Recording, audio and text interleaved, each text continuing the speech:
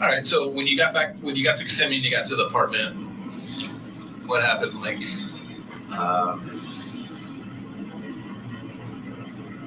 made some dinner, made some ramen.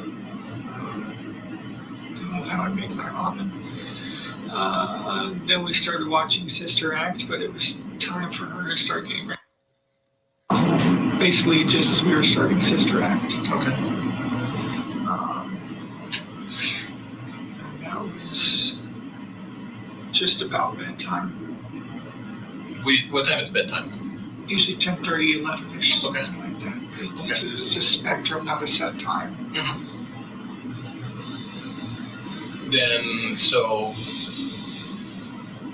who's going through the bedtime routine? Because I know Jennifer said she had somewhat of a little routine too that she does. Is it her you're talking about?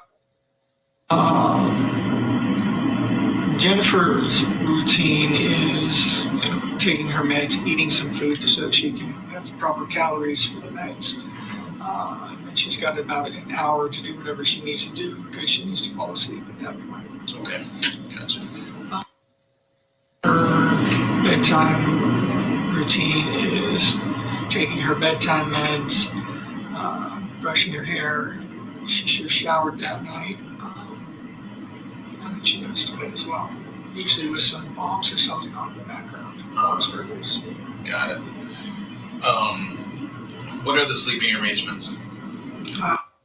She sleeps in. Okay. Did she sleep in her bed Sunday night?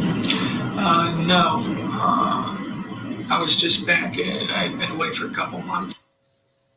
We in the same bed together, so we get some serious sleep.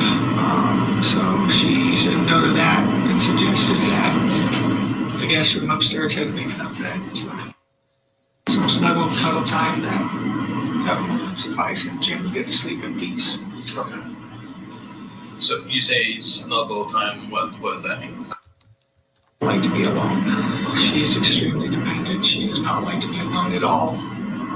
She needs human presence around her. Simply. Gotcha. We've been trying to wean her off of that, but Elaine McKenzie from the chat, thank you for the 10-pound super sticker. Bill, there's new evidence about possible pregnancy, which included messages regarding pregnancy coins. I did see that, Elaine, and I agree. And I think that is probably what happened, but we can't confirm it right now from a law enforcement source. So I just can't say but that very well could be the reason. You know, why was he so upset? Why did he all of a sudden come back to Kissimmee after 2 or 3 months of not being there? He was on some type of mission. Yes, I agree. That absolutely. And as this detective is interviewing Stephan Sterns here, you got to realize they did not have Madeline's body yet. I believe this was on March 1st.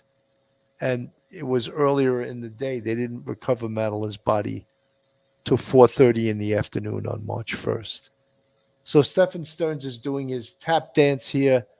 And, he's pretending, he's not doing even a good job of pretending to cooperate. He's really not cooperating. And then once the detective starts presenting some very uncomfortable facts and evidence to Stephan Sterns, all of a sudden he says, do you think I need a lawyer? Should I get a lawyer? And the detective said, I don't, if you get a lawyer right now, we can't talk any longer.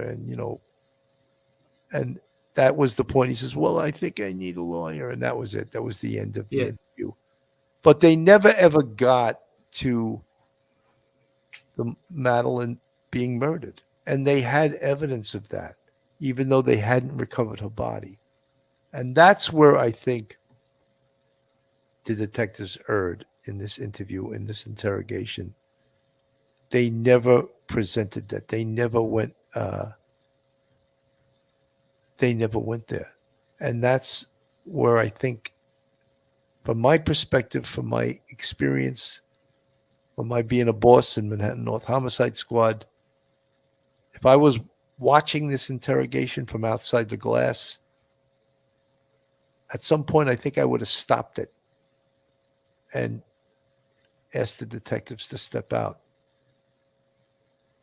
and asked them, why aren't you going for the murder? You know, you're taking just as much risk going for the SA that he's going to lawyer up.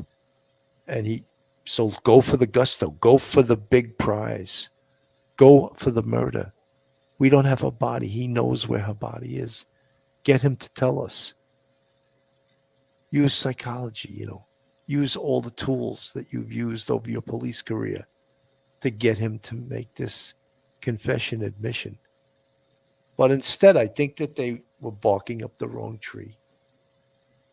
And at some point, he lawyered up, and then that was it. And luckily, that day, based on an eyeball witness that saw someone fitting Stephan Sterns' description at that location, that they searched for the body there, and that's where they found Madeline Soto's body. Mike.